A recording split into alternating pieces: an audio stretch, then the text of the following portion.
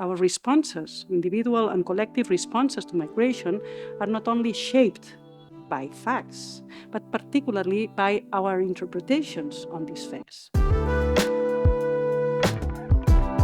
What did we want to do with the Bridges project? We wanted to explain the processes behind migration narratives, to understand how facts turn into narratives and how narratives turn into individual and policy responses.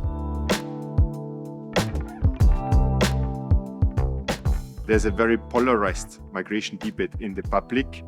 Nowadays, actually, probably more often so than in former times, this debate spills over and creates real policy outcomes right now. Then laws are getting more restrictive, but it can also be the other way around. For instance, with the Ukrainians, what we found is that there was a lot of solidarity with Ukraine in the public debate in Europe, and very quickly the temporary protection regime was enacted.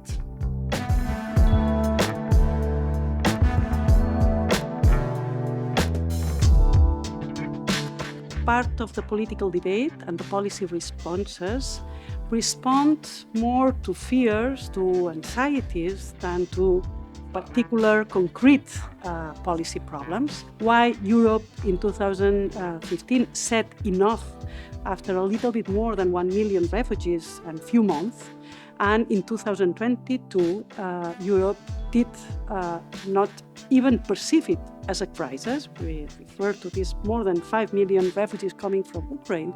Europe did not perceive it as a crisis and gave protection on a collective basis to Ukrainian refugees. So it's very important to understand these differences, which do not respond to different realities or substantially different facts or events, but to the different meaning and the different narratives we give to these facts.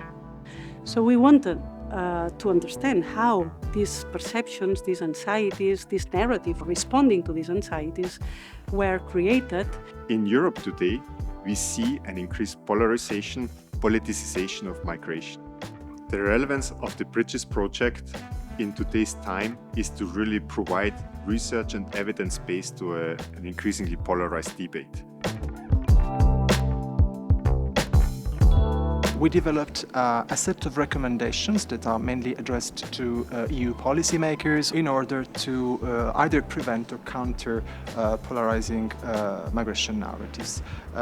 We identified and promoted basically 4 recommendations. First is try to provide evidence-based narratives and avoid framing migration as a threat or as a risk of invasion. Secondly, try to also provide stories about advantages of migration. The third one is about the fact that we do have a legal framework in which even solidaristic values and the respect for human rights are entrenched. So this can be leveraged as a way to filter lay and populist narratives. And fourth, the fact that maybe migration can be framed not just as a matter of crossings or landings, but rather as part of broader approaches addressing geopolitical events, for instance, as the 2022 Ukrainian case shows.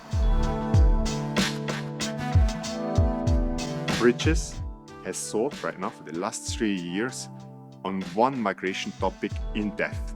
Researchers from all over Europe have really looked how migration narratives are created, how they are changed, how alternative narratives may come up into being. And right now, this kind of research can inform a public debate in Europe across the different member states.